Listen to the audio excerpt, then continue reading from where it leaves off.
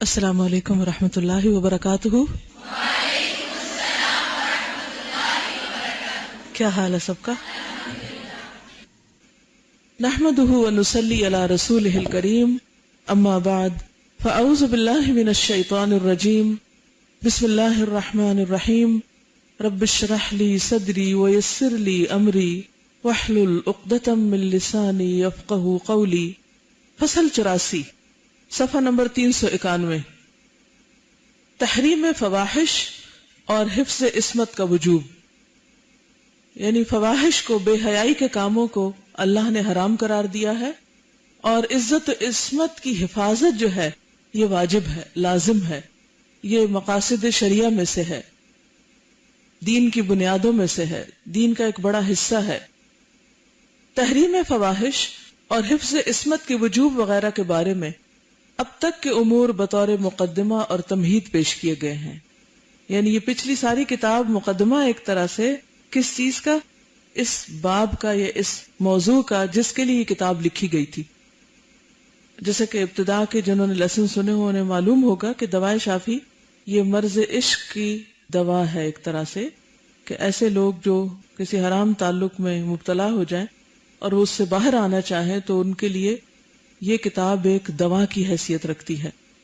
تو انہوں نے اس سے پہلے جتنی بھی باتیں کہی ہیں وہ لوگوں کو ایک طرح سے ذہنی طور پر تیار کیا ہے، اور اب اصل موضوع کی طرف آ رہے ہیں۔ حضرت صلی اللہ علیہ وسلم نے ارشاد فرمایا، اکثر ما يدخل الناس الفم والفرج، اکثر لوگوں کو منہ اور شرمگاہ جہنم میں لے جائے گی، یعنی دوزخ میں جانے کی ایک بہت بڑی وجہ، ایون اسلام لانے کے بعد، مسلمان ہونے کے باوجود، بعض اوقات عابد و زاہد ہونے کے باوجود کہ آپ قرآن بھی پڑھتے ہیں، نمازیں بھی پڑھتے ہیں، صدقہ خیرات بھی کرتے ہیں، لیکن اپنی زبان کی حفاظت نہیں کرتے، زبان سے دوسروں کو تکلیف دیتے ہیں، اور اسی طرح اپنی عزت و عصمت کی حفاظت نہیں کرتے، تو یہ ایک بہت ہی خطرے کی بات ہے۔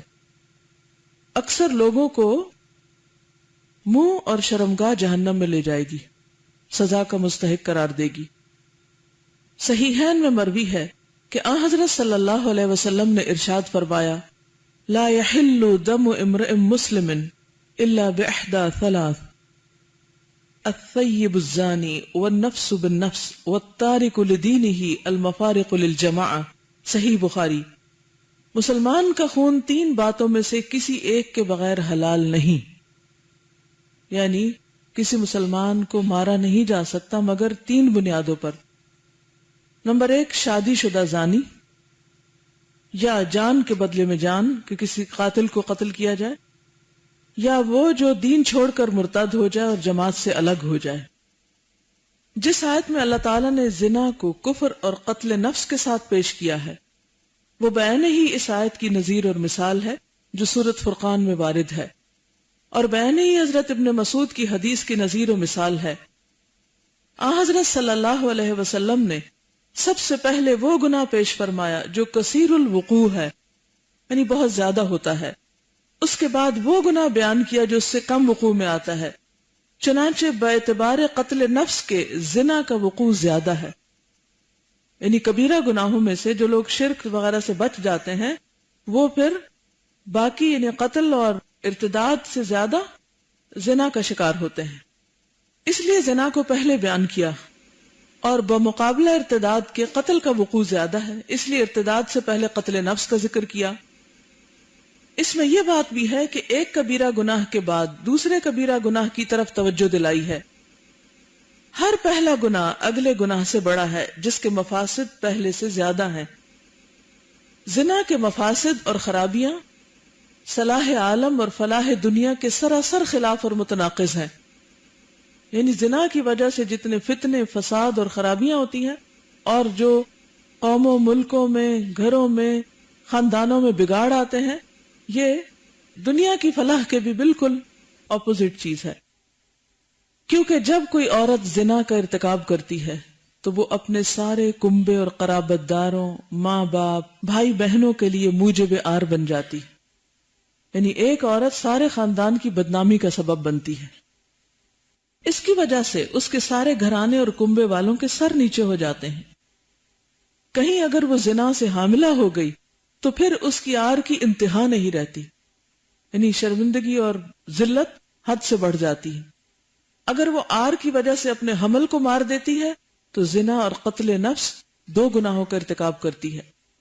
حمل باقی رہ جائے تو شوہر پر بلا وجہ تھوپا جاتا ہے، یعنی اگر شادی شدہ عورت کوئی ایسا کام کرتی ہے تو ہو سکتا ہے وہ بچہ کسی اور کا ہو جو کسی اور کے ذمہ لگ جائے، اور اجنبی کے نطفے کو اپنے اور اپنے شوہر کے کنبے سے جوڑ دیتی ہے جو قطعاً اس کنبے سے الگ ہے، اور پھر وہ اسے ان کا وارث اور حقدار بنا دیتی ہے، یعنی وہ ان کے مال میں بھی ان کا حقدار بن جاتے ہیں وارث ہو کر، حالانکہ وہ اس کا حقیقی وارث ہے نہیں، حالانکہ وہ غیر ہے، انہی میں رہتا ہے اور انہی میں پرورش پاتا ہے اور انہی کے نسب اور خاندان میں شمار کیا جاتا ہے۔ یہ اور اس قسم کی بہت سی خرابیاں عورت کے زنا سے وابستہ ہیں۔ مرد زنا کار ہے تو اس سے بھی اختلاط نسب واقع ہوتا ہے، یعنی حسب نسب میں فرق آتا ہے۔ محفوظ اور مامون عورت کو خراب اور تباہ و برباد کرنے کا موجب اور سبب بنتا ہے، غریب عورت کو اتلاف اور بربادی کے گھاٹ اتار دیتا ہے۔ بس اس کبیرہ گناہ سے دین اور دنیا دونوں ہی خراب اور برباد ہو جاتے ہیں، یعنی زنا جو ہے صرف آخرت نہیں دنیا کو بھی خراب کرنے کا باعث بنتا ہے، اور برزخ اور آخرت میں آگ کا سامان مہیا ہوتا ہے۔ زنا وہ کبیرہ گناہ ہے کہ بے شمار محرمات الہیہ حلال کر لی جاتی ہیں، بے شمار حقوق فوت ہو جاتے ہیں، اور بے شمار مظالم اس کی وجہ سے وقوع پذیر ہوتے ہیں، یعنی بہت سے ظلم جو ہیں وہ اس کی وجہ سے جنم لیتے ہیں۔ زنا کی ایک خاصیت یہ بھی ہے کہ فقر اور مذلت زانی کے لیے لازم ہو جاتی ہے، یعنی وہ فقر اور محتاجی سے نہیں نکلتا، بہت کچھ ہوتے ہوئے بھی وہ ہمیشہ محتاج ہی رہتا ہے۔ زانی کی عمر کوتاہ ہو جاتی یعنی کم ہو جاتی ہے، اور وہ لوگوں میں عموماً روسیہ یعنی بدنام ہو جاتا ہے۔ یہ بھی زنا کی خاصیت ہے کہ زانی کا قلب مضطرب اور منتشر ہو جاتا ہے، یعنی اس کے دل کو چین نہیں ہوتا، اس کا قلب موت کے گھاٹ نہیں اترتا تو کم از کم بیمار اور مریض ہو جاتے، یعنی دل کی بھی بیماریاں بعض اوقات اس سے منسلک ہوتی ہیں، اور حزن و غم اور خوف و ہراس کا مخزن ضرور بن جاتا ہے، یعنی ایک گلٹ اور پریشانی اور پشیمانی انسان کے اندر جنم لیتی ہے، جس کی وجہ سے وہ کسی کو منہ دکھانے کے قابل نہیں ہوتا، لوگوں سے میل ملاقات بعضوں کا چھوڑ دیتا ہے اور اپنی الگ ہی ایک دنیا بسا لیتا ہے۔ خدائے مالک الملک اسے فرشتوں سے دور پھینک دیتا ہے اور شیطان کے قریب، بلکہ شیطان کی گود میں بٹھا دیتا ہے۔ غرض قتل و خون ریزی کے مفسدے کے بعد زنا کے مفاسد سے بڑھ کر کوئی مفسدہ نہیں۔ یہی وجہ ہے کہ شریعت نے زانی کے لیے بدترین اور رسوا کن طریقے قتل کی سزا تجویز فرمائی ہے۔ زنا تکلیف دہ برائی ہے، کسی سے کہا جائے کہ تمہاری بیوی نے خودکشی کر لی تو اسے سخت صدمہ ہوگا، لیکن اگر اسے یہ کہہ دیا جائے کہ اس نے فلاں کے ساتھ زنا کیا ہے تو اسے خودکشی کرنے سے لاکھوں درجے بڑا صدمہ ہوگا۔ حضرت سعد بن عبادہ کی ایک روایت ہے، لو رأیت رجلا مع امرتی لضربته بالسیف غیر مصفح، اگر میں اپنی بیوی کے ساتھ کسی کو دیکھ پاؤں تو آڑی تلوار سے اسے قتل کر دوں۔ حضرت صلی اللہ علیہ وسلم کو حضرت سعد کی بات کی خبر ہوئی کہ انہوں نے یہ جملہ بولا ہے کہ میں اگر اپنی بیوی کو کہیں ایسا کام کرتے دیکھوں تو اسے قتل کر ڈالوں گا، تو آپ فرمانے لگے، اتعجبون من غیرت سعد واللہ لأنا اغیر منہ واللہ اغیر منی ومن اجل غیرت اللہ حرم الفواحش ما ظہر منہا وما بطن۔ صحیح بخاری۔ کیا تمہیں سعد کی غیرت پہ تعجب ہو رہا ہے کہ اس نے ایسی بات کہی ہے کہ میری بیوی اگر میں اس کو کسی ایسی جگہ دیکھوں تو مار ڈالوں؟ اللہ کی قسم میں سعد سے زیادہ غیرت مند ہوں، اور اللہ مجھ سے بھی زیادہ غیور ہے، اور اس غیرت ہی کی وجہ سے اللہ نے ظاہری اور باطنی فواحش کو حرام گردانا ہے۔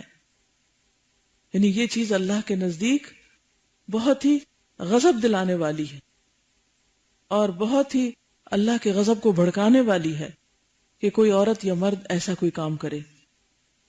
یعنی اگر سعد یہ کہہ رہے ہیں کہ میں بیوی کو تلوار سے مار ڈالوں گا تو اللہ تعالیٰ کا حکم پھر اس سے بھی کتنا سخت ہوگا اور اللہ کا غضب کتنا شدید ہوگا۔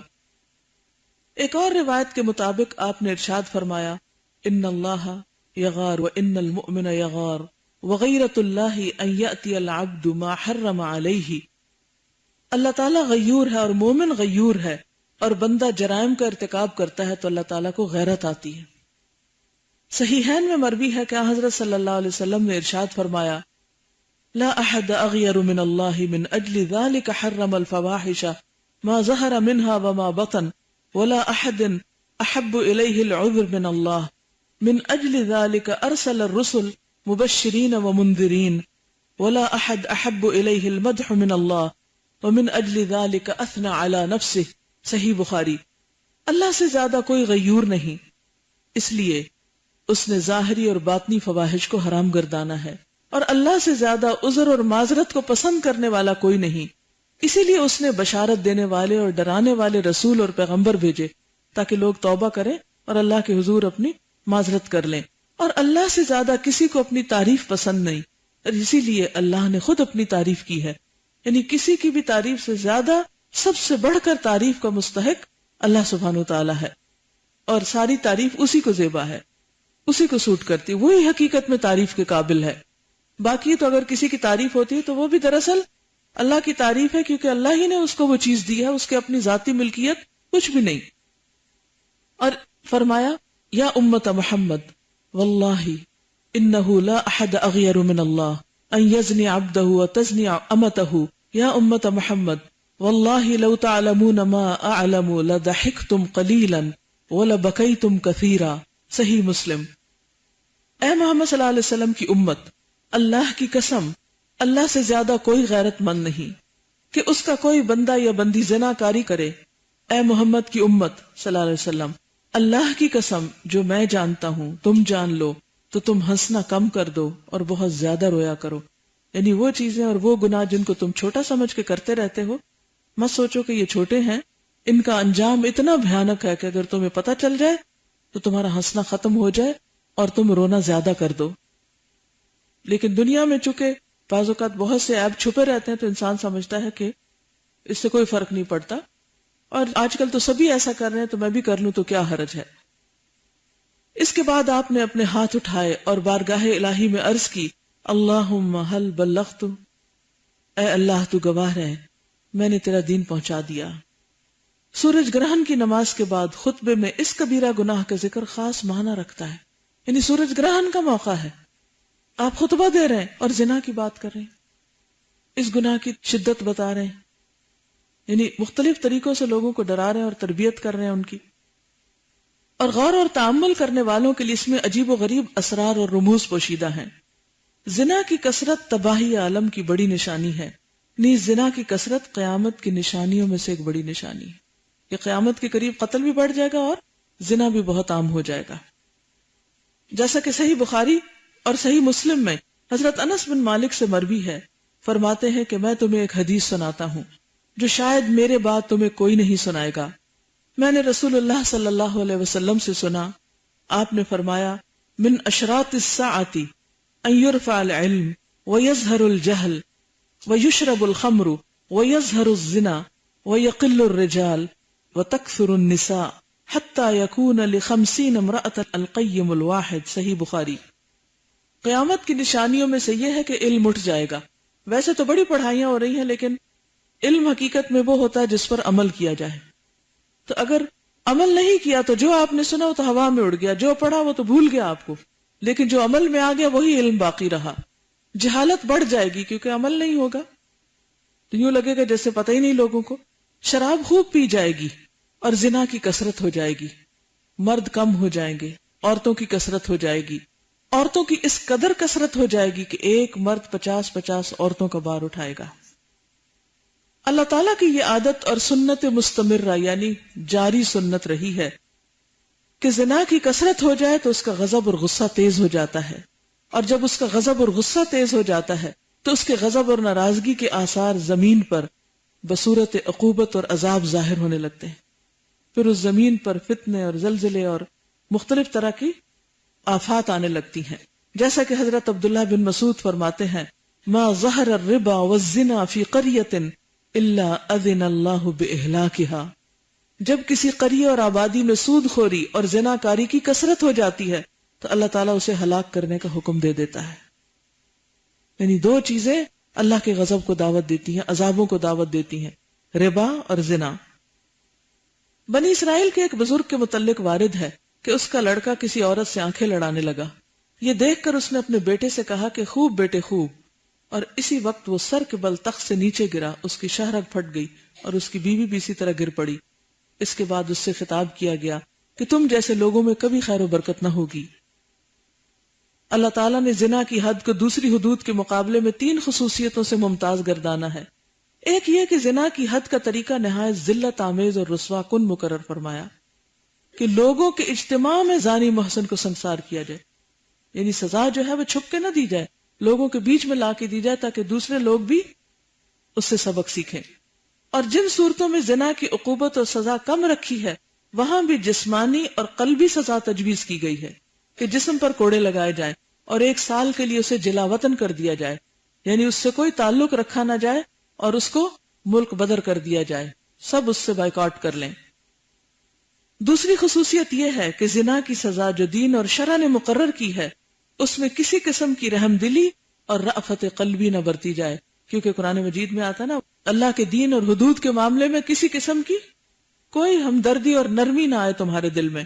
اللہ تعالیٰ کی حد کے اجراء میں رحم دلی رکاوٹ نہ ڈالے، کیونکہ حق سبحانہ و تعالیٰ نے یہ عقوبت اور سزا عین اپنی رحمت اور رحفت کی بنا پر ہی شروع فرمائی ہے. کہ اللہ تعالیٰ نے یہ عقوبت یعنی سزا عین اپنی رحمت اور رأفت کی بنا پر ہی شروع فرمائی ہے، یعنی مشروع فرمائی ہونا چاہیے، نہیں اس کو دین کا ایک قانون بنا دیا ہے. وہ ارحم الراحمین ہے، سب سے زیادہ مہربان ہے، 70 ماؤں سے بڑھ کے پیار کرنے والا ہے. باوجود اس کے اس کی رحمت اس عقوبت اور سزا کو نہیں روکتی، یعنی پھر بھی یہ سزا رکھی ہے کیونکہ اس کی خرابیاں بہت زیادہ ہیں. بس اگر تمہارے قلوب میں بھی رحمت اور رأفت کا جذبہ ہو تو اس کے فرمان کے نفاذ میں کسی قسم کی رکاوٹ نہ ڈالو. یہ بات اگرچہ ہمہ قسم کی حدود میں ہونی چاہیے، لیکن زنا کی حد میں خصوصیت کے ساتھ اس کا ذکر فرمایا ہے کیونکہ یہاں اس کے ذکر کی سخت ضرورت تھی. لوگ اس لیے عموماً چوروں، ڈاکوؤں اور تہمت لگانے والوں، شراب خوروں کے خلاف جو خفگی، ناراضگی، غصہ، نفرت رکھتے ہیں وہ زانی کے خلاف نہیں رکھتے. یعنی اگر کوئی چوری کر لے تو سب اسے بہت برا بھلا سمجھتے ہیں، کوئی شراب پی لے تو اس کو بھی برا سمجھتے ہیں، لیکن کوئی زنا کر لے تو عام طور پر لوگ اس کا اتنا نوٹس نہیں لیتے. اس لیے اللہ تعالیٰ نے اس کو ایک رسوا کن سزا کے طور پر پیش کیا. بلکہ زانی پر جس قدر رحم اور رأفت ان کے دلوں میں ہوتی ہے اتنی دوسرے جرائم کے ارتکاب کرنے والوں پر نہیں ہوتی. یعنی اگر کوئی پتا چلے ایسے کسی واقعے کا، کیسے قصے کا، اور اگر کسی کو سزا ملے تو لوگ کہتے ہیں ہائے بیچاروں کے ساتھ یہ ہو گیا.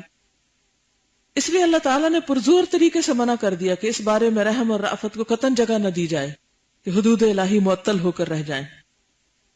زنا کے متعلق یہ خصوصیت کیوں ہے؟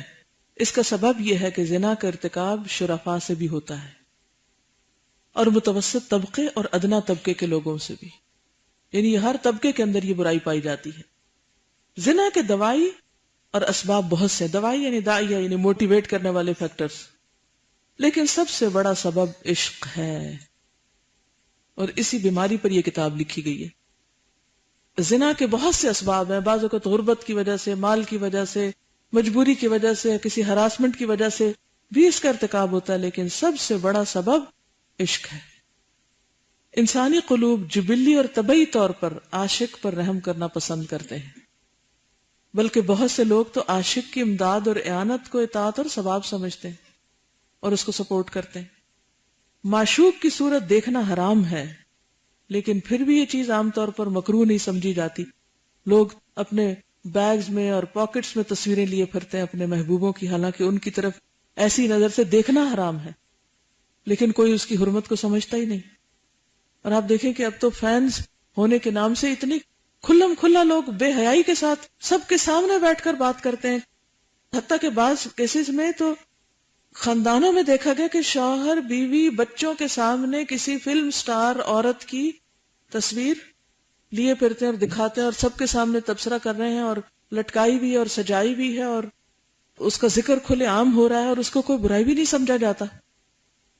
اور ایسے خوبصورت الفاظ سے اس برائی کو ڈھانپ دیا گیا ہے کہ جس چیز کو دیکھنا بھی حرام. اور آپ دیکھیں کہ اگر صرف ہم اس حرمت کو ہی سمجھ لیں کہ کسی غیر مرد کی تصویر یا کسی غیر عورت کی تصویر اس طرح دیکھنا حرام ہے تو یہیں سے جڑ کٹ جائے. لیکن ہم تعویلیں کر کر کے ان چیزوں کو اپنے لیے حلال اور جائز قرار دیتے ہیں، پھر انسان کسی بھی حد پہ نہیں رکتا، حتیٰ کہ آخری حد میں جا گرتا ہے۔ اور جذبہ عشق تو وہ چیز ہے کہ مختلف قسم کے چوپایوں تک میں پایا جاتا ہے۔ محبت اور عشق کے بے شمار واقعات ہم لوگوں کی زبانی سن چکے ہیں، اور یہ روگ اکثر و بیشتر ان لوگوں میں زیادہ پایا جاتا ہے جو عقل اور دین سے بے بہرا ہوتے ہیں، خصوصاً خدام، نوکروں چاکروں اور عورتوں میں یہ مرض زیادہ ہوا کرتا ہے۔ اور آپ دیکھیں کہ اب تو ڈرامے اور فلمز اور کہانیاں اور ناول، سب کا ایک مرکزی جو نقطہ ہے یا جو اس کہانی کا لب لباب ہے وہ عشق کی کہانیاں ہیں۔ اور حیرت کی بات اور بے حیائی کی حد ہو گئی کہ بچے، بڑے، حتیٰ کہ بوڑھے گھر میں بیٹھ کے بڑی بڑی اسکرین کے اوپر ایسے ڈرامے سب کے سامنے دیکھ رہے ہوتے ہیں جس میں واہیات قسم کے ڈائلاگز ہوتے ہیں، اور سب ہنس رہے ہیں اور کھیل رہے ہیں۔ چھوٹے بچے سے لے کر 70-80 سال تک کے لوگ بیٹھ کے ایز اے فیملی انٹرٹینمنٹ بے حیائی کی باتیں دیکھ رہے ہیں۔ اور پھر اگر ان میں سے کسی کے ساتھ کوئی ایسا واقعہ ہوتا تو بیٹھ کے روتے بھی ہیں، اور ان کے ساتھ ساری ہمدردیاں بھی ہیں۔ اور پھر وہ صرف یہ نہیں کہ اسکرین آف ہوئی تو بات ختم، اس کے بعد کھانے کی ٹیبل پر، بعد میں ادھر ادھر، یہی باتیں چلتی چلی جا رہی ہیں، اور کسی کو احساس نہیں۔ آپ دیکھیے کہ جب حیا جاتا ہے تو ایمان چلا جاتا ہے، جب کوئی زنا کرتا ہے تو ایمان دل سے نکل چکا ہوتا ہے، جو توبہ کرنے پہ واپس لوٹتا ہے۔ لیکن ان واقعات کو کتنا خوبصورت نام اور کیسا خوبصورت رنگ دے کر کتنا عام کر دیا گیا اس برائی کو کہ اسے برائی سمجھا بھی نہیں جا رہا۔ جب برائی کو برائی نہیں اور برائی کے لیے دل میں نفرت ہی نہیں تو برائی ختم کیسے ہوگی؟ روکے گا کون اس کو؟ منع کون کرے گا؟ جن کے ذمے تھا گھر کی ذمہ داری، کلکم رائن و کلکم مسئول عن رعیتی، جب وہ خود اس خرابی میں انوالو ہو گئے تو پھر کون کس کو منع کرے گا اور کون کس کو روکے گا؟ زنا عموماً طرفین کی رضامندی سے سرزد ہوتا ہے، یعنی دونوں فریق راضی ہوتے ہیں تو ہوتا ہے۔ ظلم و عدوان اور جبر سے شاذ و نادر ہی اس گناہ کا صدور ہوتا ہے، جس کو ریپ کہتے ہیں۔ ہر انسان میں غلبہ شہوت عموماً موجود ہوتا ہے، اور یہ غلبہ ایک خاص قسم کا تصور پیدا کرتا ہے، انسان کے دل دماغ کو متاثر کرتا ہے، اس کے قلب میں عاشق کے لیے رحمت اور رأفت کے جذبات پیدا کرتا ہے، جس کی وجہ سے وہ یہی چاہتا ہے کہ ایک مستحق کے حد و سزا، اس حد اور سزا سے کسی نہ کسی طرح بچ جائے تو بہتر ہے۔ حالانکہ یہ بات ضعف ایمان کی دلیل ہے، یہ بات اچھی طرح جان لیجئے کہ یہ بات ایمان کی کمزوری ہے کہ اگر آپ کسی عاشق معشوق پر اور اس کے حرام تعلق پر ترس کھا رہے ہیں۔ کمال ایمان اور قوت ایمانی تو یہ ہے کہ حکم الہی کے نفاذ میں وہ قوی تر اور دلیر ہو اور وہ کام کرے جس کے کرنے میں مجرم کے لیے آخرت کی رحمت اترے، یعنی دنیا میں مصیبت سے بچے اور آخرت میں رحمت اترے، اور یہ رحمت پروردگار عالم کے منشا کے عین مطابق ہو۔ تیسری خصوصیت یہ ہے کہ زانی اور زانیہ پر مسلمانوں کے عام اجتماع میں حد جاری کی جاتی ہے، تنہائی میں نہیں، اور یہ مصلحت حدود پر حکمت زجر و توبیخ کے عین مطابق ہے۔ محسن زانی یعنی شادی شدہ زنا کرنے والا، اس کی حد قوم لوط کی سزا سے مشتق کو ماخوذ ہے۔ اللہ نے اس قوم کو اوپر سے پتھر برسا کے ختم کر دیا تھا، اس لیے کہ زنا اور لواطت فحش اور فساد و خرابی میں برابر کی حیثیت رکھتے ہیں۔ یہ دونوں چیزیں مخلوق اور امر الہی کی حکمت اور مصلحت کے خلاف ہیں۔ لواطت میں وہ خرابیاں پائی جاتی ہیں جن کا احصاء اور شمار مشکل ہے۔ لواطت کہتے ہیں ہومو سیکسولیٹی کو۔ مفعول کو قتل کر دینا مفعول کے حق میں عین خیر اور بھلائی ہے، اس کے ساتھ رعایت کرنا اس کی خیر اور بھلائی کے خلاف ہے۔ مفعول کے اندر لواطت سے وہ مفاسد اور خرابیاں پیدا ہوتی ہیں جس کے ساتھ یہ برا فعل کیا جاتا ہے، جن کے بعد اس کی اصلاح ناممکن ہو جاتی ہے۔ آپ نے دیکھا ہوگا اگر بچپن میں کسی بچے کو ایسے استعمال کیا گیا ہو یا کسی کے ساتھ بھی ایسی زیادتی کی گئی ہو تو وہ عمر بھر کے لیے نفسیاتی مریض بن جاتے ہیں اور ساری آبادی سے انتقام لینے پر تل جاتے ہیں۔ خیر اور بھلائی کی تمام راہیں اس کے لیے مسدود ہو جاتی ہیں، یعنی جب ایسی خرابیاں لوگوں میں پائی جائیں تو باقی خیر کے دروازے بند ہو جاتے ہیں، بعض اوقات رزق کے دروازے بند ہو جاتے ہیں، اور اللہ تعالیٰ کی زمین اس کے منہ اور پیشانی سے شرم و حیا کا سارا پانی اور جوہر جذب کر لیتی، یعنی حیا چہرے سے اٹھ جاتا ہے، چہرے سخت ہو جاتے ہیں، یعنی نور اٹھ جاتا ہے۔ اس کے بعد وہ اس قدر بے حیا اور بے شرم بن جاتا ہے کہ نہ اللہ تعالیٰ سے شرماتا ہے اور نہ اس کی مخلوق سے۔ اور فاعل کا نطفہ اس کے اندر پہنچ کر زہر کا کام کرتا ہے۔ یہ مسئلہ مفعول جنت میں داخل ہوگا یا نہیں، اس کے متعلق علماء کے 2 اقوال ہیں۔ یہ 2 قول میں نے اپنے استاد شیخ الاسلام ابن تیمیہ سے سنے ہیں۔ جو لوگ یہ کہتے ہیں کہ مفعول جنت میں داخل نہیں ہوگا، وہ اپنے دعوے کے ثبوت میں چند دلائل پیش کرتے ہیں۔ ایک دلیل یہ پیش کرتے ہیں کہ حضرت صلی اللہ علیہ وسلم نے فرمایا لا يدخل الجنت ولد الزنا، ولد زنا جنت میں داخل نہیں ہوگا۔ جب ولد زنا جنت میں داخل ہونے کا حقدار نہیں رہتا، حالانکہ اس کا کوئی گناہ نہیں، تو پھر مفعول کس طرح جنت کا حقدار رہے گا؟ ولد الزنا کے اندر عیب ہے تو یہی کہ شر و خباثت کا خطرہ ہے، اور اس سے خیر اور فلاح کی امید نہیں، کیونکہ یہ خبیث نطفے کی پیداوار ہے، اور وہ جسم جو حرام غذا سے پرورش پاتا ہے، اس کے لیے جب جہنم بہتر سمجھی گئی تو وہ جسم جو نطفہ حرام سے پیدا ہوا ہے اس کا بھی یہی حال ہونا چاہیے۔ اس کے بعد وہ کہتے ہیں کہ لوتی مفعول یعنی جس کے ساتھ لواطت کی جاتی ہے ولد الزنا سے بھی بدتر ہے، ذلیل و خوار اور خبیث اور ناپاک ہے، اس سے کسی خیر اور فلاح کی امید نہیں۔ یعنی زنا تو مرد اور عورت کے بیچ میں ہوتا ہے، لیکن عورت کا عورت سے یا مرد کا مرد سے جو جنسی تعلق شروع ہو جاتا ہے اس کی خرابی یہ بتائی جا رہی ہے کہ وہ تو ولد الزنا سے بھی بدتر اور ذلیل و خوار اور خبیث ناپاک ہے، اس سے کسی خیر اور فلاح کی امید نہیں، اس کا یہ فعل اس کے اور جنت کے درمیان حائل ہو جاتا ہے۔ لوتی مفعول اگر کوئی نیک کام کرتا ہے تو اللہ تعالیٰ اس کے اندر کچھ ایسے رخنے پیدا کر دیتا ہے جس سے اس کا عمل فاسد، باطل اور ردی ہو کر رہ جاتا ہے، یہ بھی اس کے عمل بد کی سزا کے طور پر ہے۔ یہ جملہ بہت اہم ہے۔ جب بھی کوئی شخص آؤٹ آف میرٹل ریلیشن کسی کے ساتھ برے تعلقات قائم کرتا ہے تو بھلے وہ نیکی کے کام کر رہا ہو، اللہ تعالیٰ اس کے نیکی کے کاموں میں ایسے رخنے پیدا کر دیتا ہے کہ جس کی وجہ سے اس کام کے اندر کوئی خیر، برکت، بھلائی نہیں رہتی، اور وہ کام بالکل یوز لیس، بیکار، ردی ہو کے رہ جاتا ہے۔ یعنی انسان یہ نہ کہے کہ میں تو حج کرتا ہوں، نمازیں اور روزے اور قرآن پڑھا رہا ہوں اور بہت اچھے اچھے کام کر رہا ہوں، لہٰذا کوئی بات نہیں، سائیڈ پہ میں اگر ایسا بھی کوئی شغل جاری کیے ہوئے ہوں تو۔ اگر توبہ نہ کی اور اس کام کو چھوڑا نہیں تو کیا ہوگا؟ یہ جو خراب کام ہے یہ اس کے نیک کاموں کو بھی برباد کر کے رکھ دے گا۔ تو اس لیے توبہ بے حد ضروری ہے، اور جتنا جلد ممکن ہو انسان اس بیماری سے نجات پائے۔ ایسا بہت کم ہوتا ہے کہ کسی کو بچپن میں یہ بیماری لاحق ہو گئی، اسی لیے کہا نا 7 سال کے بچے ہوں تو بستر الگ کرو۔ تو بعض اوقات ماں باپ دھیان نہیں دیتے، چھوٹے چھوٹے بچے اکٹھے سوتے ہیں، بعض اوقات وہ ایک دوسرے کے پرائیویٹ پارٹ سے کھیلنے لگتے ہیں، اور وہاں سے ہی خرابیوں کا آغاز ہو جاتا ہے۔ بعض اوقات بہن بھائی یہ خرابیاں کرنے لگتے ہیں، اور برے مناظر تو ہر جگہ موجود ہیں، اور بچوں کی عادت یہ ہوتی ہے کہ جو وہ دیکھتے ہیں وہ کاپی کرنے لگتے ہیں۔ تو اگر کسی کو بچپن میں یہ بیماری لاحق ہو گئی اور بڑا ہونے کے بعد وہ سیدھی راہ پر آ گیا، بلکہ بڑا ہونے کے بعد وہ بچپن سے بھی زیادہ بدتر ہو جاتا ہے، اسے نہ نیک عمل کی توفیق نصیب ہوتی ہے، نہ علم نافع کی، اور نہ توبہ نصوح کی۔ یعنی جتنا انسان بڑا ہوتا جاتا ہے اتنی اس کی بری عادتیں پکی ہوتی جاتی ہیں، اس کے لیے اس بیماری سے جان چھڑانا اور زیادہ مشکل ہو جاتا ہے۔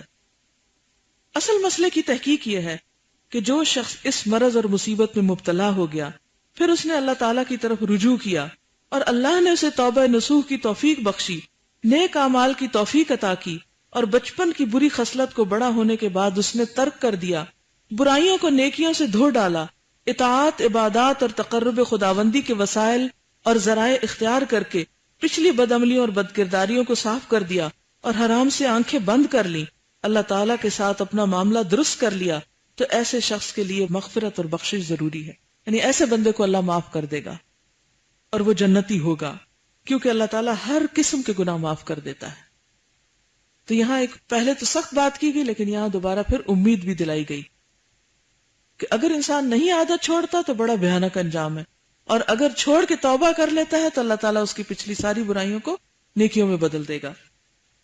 توبہ کرنے سے ہر قسم کے گناہ معاف ہو جاتے ہیں، توبہ سے شرک تک معاف ہو جاتا ہے، اللہ تعالیٰ کے پیغمبروں اور اللہ تعالیٰ کے دوستوں کو قتل کرنے کا گناہ بھی، کفر اور جادو کا گناہ بھی توبہ سے معاف ہو جاتا ہے۔ اور توبہ کیا ہے کہ پچھلے گناہ کو پھر پلٹ کے نہ دیکھے انسان۔ پھر یہ گناہ توبہ سے معاف کیوں نہ ہوگا جبکہ اللہ تعالیٰ کی حکمت عدل و فضل ہی پر قائم ہے۔ التائب من الذنب کمن لا ذنب لہ، گناہ سے توبہ کرنے والا ایسا ہے گویا اس نے گناہ کیا ہی نہیں۔ گناہ سے توبہ کرنے والا ایسا ہے جیسے گناہ کیا ہی نہ ہو۔ اور پھر یہ کہ اللہ تعالیٰ ضمانت دیتا ہے کہ جو آدمی شرک اور کفر، قتل نفس، زنا وغیرہ سے توبہ کرے گا، اس کے گناہ اور برائیوں کو اللہ تعالیٰ نیکیوں میں تبدیل کر دیں گے. یہ حکم ہر اس شخص کے لیے ہے جو اپنے گناہوں سے توبہ کر لے. گناہ کسی بھی قسم کے ہوں، جیسے کہ اللہ تعالیٰ کا ارشاد ہے، کہہ دو اے میرے بندو جنہوں نے اپنے اوپر زیادتی کی ہے، تم اللہ کی رحمت سے نا امید نہ ہو، اللہ تمام گناہوں کو یقیناً بخش دے گا، وہ واقعی غفور الرحیم ہے. یا تو یہ کہ انسان نفس کی لذت کی خاطر اس گناہ کو کرتا رہے اور نفس کو تعویلیں کر لے، کوئی بات نہیں، مجبوری ہے، دل کسی کے اختیار میں نہیں، اور عشق بھی عبادت ہے وغیرہ وغیرہ، جو بہت سی باتیں لوگوں نے مشہور کر رکھی ہیں، اور توبہ نہ کرے تو اس کا انجام تو بہت ہی بھیانک ہے، دنیا کی بھی رسوائی اور آخرت کی بھی. اور دوسری طرف توبہ، اور توبہ کا مطلب انسان ایسا ہو جائے جیسے اس نے کبھی گناہ کیا ہی نہیں تھا. یہ توبہ نہیں ہوتی کہ انسان کہ توبہ توبہ اور پھر اٹھے اور وہی کام دوبارہ شروع کر دے. اور یہ یاد رکھیے کہ جب انسان سچی نیت کر لیتا ہے، دل سے پکا ارادہ کر لیتا ہے اور اللہ سے دعائیں مانگتا ہے اور اللہ کے آگے روتا ہے، تو اللہ تعالیٰ ضرور اس کی مدد کرتا ہے. آیت کے عموم سے کوئی ایک گناہ بھی خارج نہیں، البتہ یہ ضرور ہے کہ یہ حکم خاص توبہ کرنے والوں ہی کے حق میں ہے. ایسا آدمی جسے بچپن میں مفعولیت کی عادت پڑ جائے، یعنی ایسا گناہ کروانے کی عادت پڑ جائے اور بڑا ہونے کے بعد بچپن سے زیادہ خراب ہو جائے، اسے توبہ نصوح اور عمل صالح کی توفیق نصیب نہیں ہوتی. یعنی جب عادتیں پختہ ہوں تو پھر وہ کہتا ہے اب اتنے گناہ کر لیے، شیطان بھی مایوس کرتا ہے، اب تو تمہیں معافی مل ہی نہیں سکتی، اس لیے اور کر لو. ایسا آدمی اپنے معافات کی تلافی بھی نہیں کر سکتا، اور جو جوہر اس سے فنا ہو چکا اسے نہ پھر واپس لا سکتا ہے اور نہ وہ اپنی برائیوں کو خیر و بھلائی میں تبدیل کر سکتا ہے. اس قسم کے انسانوں سے بہت بعید ہے کہ موت کے وقت انہیں ایسے کام کی توفیق نصیب ہو جس سے وہ جنت کے حقدار بن سکے. یعنی اگر انسان نے یہ برائی چھوڑی نہیں تو یہ مت سمجھے کہ موت کے وقت اچانک کوئی معجزہ ہو جائے گا اور انسان اس وقت توبہ کر لے گا. توبہ تو اس وقت تک ہے جب نزع کا عالم نہ طاری ہو. ابھی یہ بھی مفعول کے اعمال بد اور کردار خبیث کی عقوبت اور سزا ہے، کیونکہ اللہ تعالیٰ گناہوں کی سزا گناہوں کے ذریعے ہی دیتا ہے. سمجھ آئی بات؟ نہیں سمجھ آئی؟ گناہوں کی سزا کس کے ذریعے دیتا ہے؟ گناہوں کے ذریعے.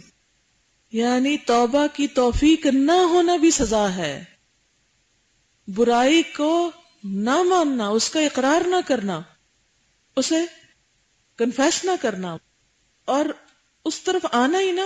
یہ کیا ہوتا ہے؟ دراصل برائی کر کر کے دل سخت ہو جاتا ہے. جب دل سخت ہو جاتے تو پھر انسان اس پہ اور ہٹ درمی اختیار کرتا ہے اور بے حیا بن جاتا ہے. گناہوں پر گناہ جب بڑھتے جاتے ہیں تو عقوبتوں پر عقوبتوں کا بار بھی بڑھتا جاتا ہے. اور یہ اسی طرح ہے جس طرح نیکی کا بدلہ نیکی سے دیا جاتا ہے اور بے شمار نیکیاں جمع ہوتی ہیں. یہ پہلے بھی آپ پڑھ چکے ہیں کہ جب انسان ایک نیکی کرتا ہے تو اس سے اگلی نیکی کا دروازہ کھلتا ہے اور اگلی کا اور اگلی کا، اور وہ پھر ایک باغ لگتا چلا جاتا ہے. لیکن اگر انسان برائی کرتا ہے تو پھر برائیوں کے دروازے کھلتے ہیں. اکثر دیکھنے میں آیا کہ عالم نزع میں حسن خاتمہ اور انسان کے درمیان بدعملیاں اور گناہ بطور عقوبت اور سزا حائل ہو جاتے ہیں. جیسے کل کسی نے وہ تجربہ سنایا کہ ہاسپٹل میں نزع کے عالم کے بعض مریض جو تھے وہ صرف گالیاں بک رہے تھے اور کچھ منہ سے نکل ہی نہیں رہا تھا سوائے گالیوں کے، کیونکہ وہ چاہتے نہیں تھے. جب زندگی میں انہوں نے نہیں چھوڑا اس عادت کو تو موت کے وقت کیسے چھوڑیں گے؟ اور انہی گناہوں کی وجہ سے انسان کو خاتمہ بالخیر کی توفیق نصیب نہیں ہو پاتی. حافظ عبدالحق الاشبیلی کہتے ہیں کہ سوء خاتمہ، برا انجام، اعاذنا اللہ منہا، کہ بہت سے اسباب، طریقے اور بہت سے دروازے ہیں. سب سے بڑا سبب، طریقہ اور دروازہ یہ ہے کہ انسان دنیا، طلب دنیا اور حرص دنیا میں خود مستغرق ہو جائے، یعنی دنیا کی لالچ میں پڑ جائے.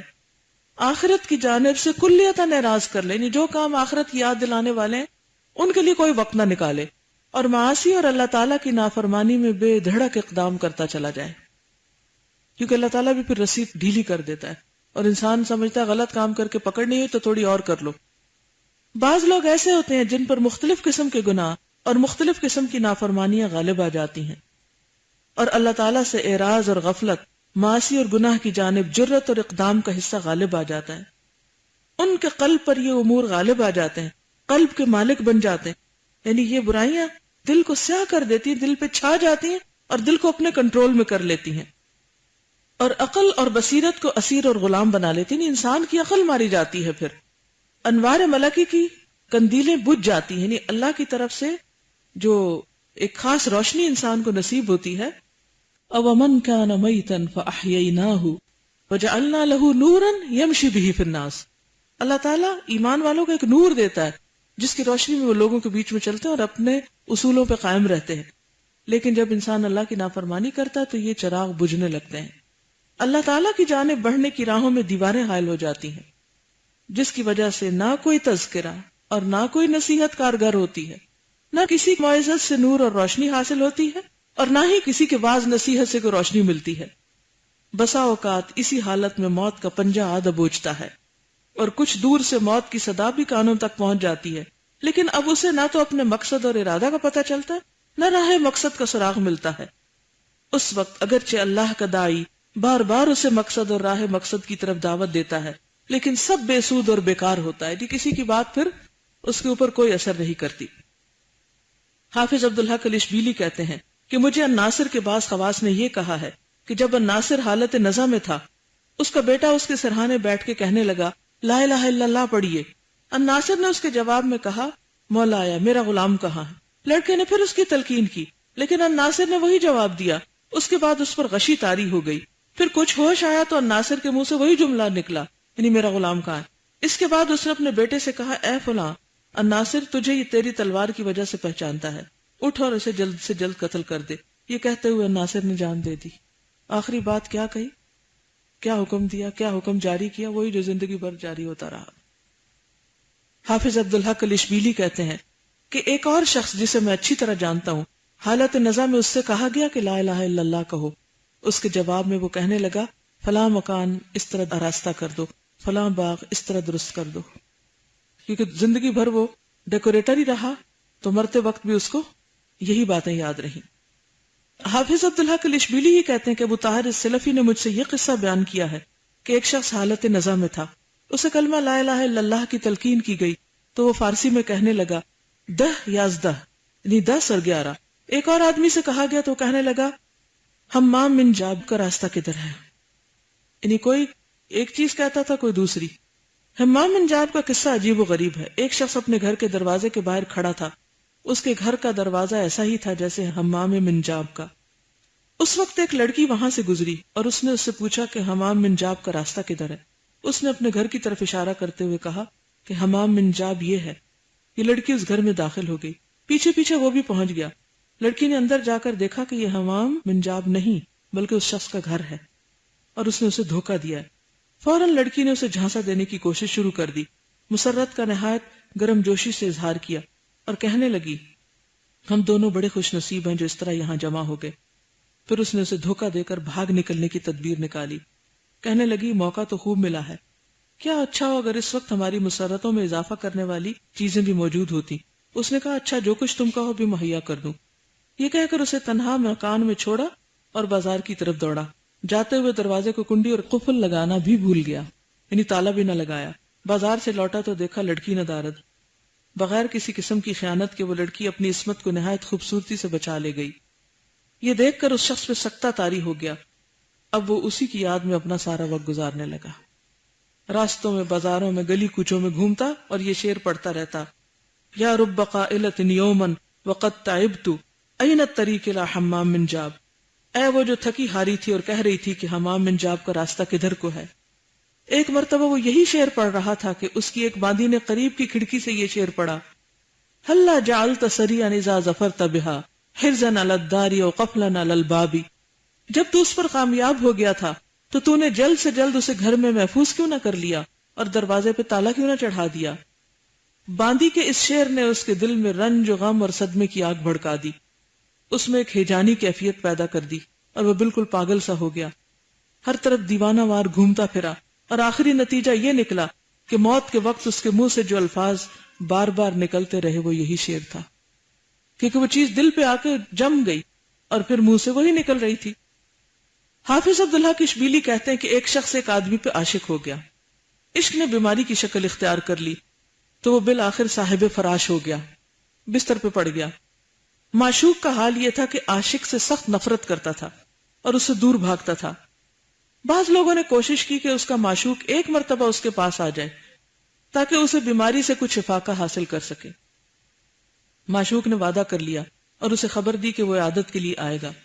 اسے اس خبر سے بہت خوشی ہوئی، رنج و غم کچھ کم ہو گیا۔ لیکن پھر وہ آدمی آیا اور اس نے خبر دی کہ فلاں راستے تک وہ میرے ساتھ آیا اور کہنے لگا کہ اس نے مجھے رسوا اور بدنام کر دیا ہے، ہر جگہ میرا نام لیتا رہتا ہے، اس لیے میں نہیں آ سکتا۔ میں نے باوجود کہ سخت اصرار کیا لیکن وہ واپس چلا گیا۔ یہ سن کر وہ اسی وقت بے ہوش ہو کر زمین پہ گر پڑا اور موت کی علامتیں ظاہر ہونے لگیں۔ اس حالت میں اس کے منہ سے بار بار یہ شعر نکلنے لگے: اسلم یا راحت العلیل ویا شفاء المدنف النحیل، اے بیمار کی راحت اور اے حقیر و نحیف کی شفا، میں تجھ پہ سلامتی بھیجتا ہوں۔ ردا کا اشہا الی فؤادی من رحمت الخالق الجلیل، میرے دل میں تیری رضا مندی خالق جلیل کی رحمت سے بھی زیادہ مرغوب ہے۔ یعنی اب آپ دیکھیں، یہ اس نے تو بول کے کہا نا، لیکن ہر عاشق عملاً یہی کر رہا ہوتا ہے کہ وہ معشوق کی رضامندی کو اللہ کی رضامندی پر فوقیت دیتا ہے، اور معشوق کو خوش کرنے کے لیے یا عاشق کو خوش کرنے کے لیے وہ کیا کرتا ہے؟ ساری حدیں توڑتا ہے، اللہ کو ناراض، بندوں کو ناراض، اور تمام اسی طرح کے غلط کام۔ سننے والے نے کہا کہ اے شخص، یہ کیا بک رہا ہے؟ ذرا خدا سے ڈر۔ اس نے جواب دیا کہ یہ تو ہو چکا ہے۔ یہ سن کر وہ وہاں سے کھڑا ہوا اور گھر کے دروازے سے باہر نکلا تھا کہ مرنے کی آواز آنے لگی۔ اللہ تعالی ہمیں سوء عاقبت اور برے انجام اور منحوس خاتمے سے محفوظ رکھے۔ بیان کرتے ہیں کہ حضرت سفیان ثوری ایک مرتبہ ساری رات روتے رہے۔ صبح کسی نے آپ سے پوچھا کہ گناہوں کی وجہ سے آپ اس قدر روتے ہیں، یعنی کیوں روئے ہیں اتنا؟ حضرت سفیان ثوری نے زمین سے ایک تنکا اٹھایا اور فرمایا کہ گناہ تو اس تنکے جتنی بھی حیثیت نہیں رکھتے، میں برے خاتمے اور سوء انجام سے ڈر رہا ہوں کہ پتہ نہیں آخری وقت کیسا ہوگا۔ ہم سب کو بھی ڈرنا چاہیے اور اس کے لیے، اس کی بہتری کے لیے دعا کرتے رہنا چاہیے۔ اللہم احسن عاقبتنا فی الامور کلہا واجرنا من خزی الدنیا وعذاب الآخرہ۔ حقیقتاً یہ ہے اعلیٰ تفقہ فی الدین اور معرفت حق۔ بندہ ڈرتا ہے کہ موت کے وقت کہیں اس کے گناہ اسے دھوکہ نہ دے جائیں، اور حسن خاتمہ اور انجام بالخیر کے درمیان گناہ اور معاصی حائل ہو کر خاتمہ بالخیر کے درمیان دیوار نہ بن جائیں۔ یعنی خاتمہ بالخیر کے راستے میں رکاوٹ کیا چیز بنتی ہے؟ گناہ۔ حضرت امام احمد بن حنبل روایت کرتے ہیں کہ حضرت ابو الدرداء پر حالت نزع میں کچھ بے ہوشی طاری ہو گئی، پھر کچھ دیر بعد افاقہ ہوا تو یہ آیت ان کی زبان پر جاری ہو گئی: وَنُقَلِّبُ أَفْئِدَتَهُمْ وَأَبْصَارَهُمْ كَمَا لَمْ يُؤْمِنُوا بِهِ أَوَّلَ مَرَّةٍ وَنَذَرُهُمْ فِي طُغْيَانِهِمْ يَعْمَهُونَ، اور ہم ان کے دل اور ان کی آنکھیں پلٹ دیں گے جیسا کہ پہلی بار وہ قرآن پر ایمان نہیں لائے، اور ہم انہیں ان کی سرکشی میں بھٹکتے ہوئے چھوڑ دیں گے۔ بزرگان سلف کا یہ عام دستور تھا کہ گناہوں سے اس لیے ڈرتے اور بچتے تھے کہ کہیں گناہ اور خاتمہ بالخیر، انجام بالخیر کی راہ میں دیوار نہ بن جائیں۔ تم میں سے ہر شخص کوئی کسی طرح کے گناہ میں ملوث ہے، اس کو چاہیے کہ وہ جلد از جلد اس کو چھوڑ دے، کہیں ایسا نہ ہو کہ موت کے وقت یہ گناہ توبہ کے راستے میں رکاوٹ بن جائے اور حائل ہو جائے۔ حافظ عبدالحق الاشبیلی کہتے ہیں کہ اللہ تعالیٰ برے خاتمے سے محفوظ رکھے، آمین۔ جس کا ظاہر اچھا اور باطن صالح ہے وہ برے خاتمے سے محفوظ ہے، وَلِلَّهِ الْحَمْدُ۔ برا خاتمہ اس کا ہوتا ہے جس کا عقیدہ اور اعتقاد صحیح نہیں اور کبیرہ گناہوں پہ اصرار کرتا ہے۔ جس شخص پر گناہ غلبہ پا لیتے ہیں، توبہ کرنے سے پہلے اسے موت آ دبوچتی ہے، یعنی جو گناہوں سے مغلوب ہو جاتا ہے، اس کے آگے گر پڑتا ہے، کمزور ہو جاتا ہے، اصلاح، انابت، رجوع اللہ سے قبل ہی موت اس کا خاتمہ کر دیتی ہے۔ ایسے شخص پر حالت نزع و سکرات میں موت کے وقت شیطان غالب آ جاتا ہے اور خاتمہ بالخیر سے بھٹکا دیتا ہے۔ آپ کو یاد ہے نا، امام احمد جو تھے وہ آخری وقت میں بھی کہہ رہے تھے ابھی نہیں، ابھی نہیں، تو ان کے بیٹے نے کہا کہ ابا جان آپ یہ کیوں کہہ رہے تھے؟ انہوں نے کہا کہ شیطان میرے پاس آیا اور کہا کہ ابن حنبل تم تو میرے ہاتھ سے نکل گئے اور تم تو بچ گئے۔ تو امام احمد بن حنبل کہتے ہیں کہ ابھی نہیں، ابھی نہیں، یعنی جب تک مجھے ہوش ہے چانسز ہیں کہ تو مجھے کہیں بھٹکا نہ لے۔ اتنا ڈرتے تھے وہ بھٹکنے سے، پھسلنے سے، اور ہم سمجھتے ہیں کہ ہم بڑے نیک ہیں اور ہمیں تو کوئی ماحول اور کوئی لوگ ہم پہ اثر نہیں کریں گے۔ اس لیے اللہ تعالیٰ نے جو حدود قائم کی ہیں ان کی حفاظت بہت ضروری ہے۔ اپنی نگاہوں کی حفاظت، اپنے کانوں کی حفاظت، ان تمام طریقوں کی حفاظت کے جن کی حفاظت کا اللہ نے حکم دیا ہے۔ صالح عورتوں کی تعریف کیا کی گئی ہے؟ فالصالحات قانتات حافظات للغیب بما حفظ اللہ۔ اللہ نے جن چیزوں کی حفاظت کا حکم دیا ہے وہ غائبانہ طور پر اکیلے میں بھی چھپ کر بھی ان کی حفاظت کرتی ہیں۔ وہ لوگوں کے سامنے نہیں، تنہائی میں بھی اللہ سے ڈرتے ہوئے اپنی عزت جان مال کی حفاظت کرتی ہیں۔ حافظ عبدالحق الاشبیلی کہتے ہیں کہ میں نے ایک واقعہ سنا ہے۔ مصر میں ایک شخص تھا جو اذان اور نماز کا سخت پابند تھا، صرف اذان اور نماز کے لیے مسجد میں پڑا رہتا تھا، یعنی سارا وقت اس کو اسی کا شوق تھا۔ طاعت اور عبادات کی وجہ سے اس کی پیشانی پہ نور برستا تھا۔ ایک روز وہ اپنی عادت کے موافق اذان کہنے کی غرض سے مینارے پہ چڑھا۔ منارے کے پیچھے ایک عیسائی کا گھر تھا۔ اتفاق سے اس گھر پر اس کی نظر پڑی، دیکھا ایک لڑکی کھڑی ہے۔ اس وقت یہ بے قابو ہو گیا، اذان اور نماز کو خیر بات کہہ کر منارے سے نیچے اترا، سیدھا عیسائی کے مکان پہ پہنچا۔ لڑکی نے اس سے کہا کہ یہاں کیوں آئے ہو، کیا ارادہ ہے؟ اس نے کہا مجھے تجھ سے محبت ہو گئی ہے، تو نے میرا دل چھین لیا ہے، میرے قلب کی تو مالک ہو گئی ہے۔ لڑکی نے کہا میں برا کام ہرگز نہیں کر سکتی۔ اس نے کہا میں تجھ سے شادی کر لیتا ہوں۔ لڑکی بولی کہ تو مسلمان، میں عیسائی، میرا باپ ہرگز تجھ سے میری شادی نہیں کرے گا۔ اس نے کہا میں عیسائی ہونے کے لیے تیار ہوں۔ لڑکی نے کہا ہاں ایسا ہو تو میں شادی کرنے کے لیے تیار ہوں۔ چنانچہ یہ شخص اسی وقت عیسائی ہو گیا اور اس لڑکی سے شادی کر لی۔ اتفاق کی بات یہ ہے کہ شادی کے دن ہی وہ گھر کے کوٹھے پہ چڑھا، وہاں سے گر پڑا اور اسی وقت مر گیا۔ اس لڑکی سے خلوت تک نصیب نہ ہوئی اور بے حاصل اپنا دین کھو بیٹھا اور آخرت بھی برباد کر لی۔ محبت کے نام پہ شیطان کبھی آپ کو دھوکہ نہ دے۔ ہر حرام محبت سے اور اس راستے سے بھی توبہ کریں اور کسی دھوکے میں نہ آئیں، کیونکہ اگر توبہ نہ کی تو کوئی پتہ نہیں کہ انسان سے نیکیوں کی صلاحیت چھنتی جائے اور پیچھے پیچھے کسی اور ہی راستے پہ نہ چل پڑے، وہ اپنے پاؤں پر الٹا ہی نہ پھر جائے۔ تو اس لیے کثرت سے توبہ استغفار اور اللہ سے مدد مانگنے کی ضرورت ہے، کیونکہ صرف اللہ کی ذات ہے جو انسان کو بچا سکتی ہے۔ کسی انسان میں کوئی طاقت نہیں کہ وہ ہمیں ہدایت کا راستہ دکھائے یا اس پہ قائم رکھے، یہ صرف اللہ کی ذات ہے۔ اس لیے کثرت کے ساتھ استغفار، آیت کریمہ اور ذکر الہی ضروری ہے۔ اللہ تعالیٰ ہمیں عمل کی توفیق دے۔ جزاکم اللہ خیرا۔ سبحانک اللہم و بحمدک، نشہد ان لا الہ الا انت، نستغفرک و نتوب الیک۔ السلام علیکم و رحمۃ اللہ وبرکاتہ۔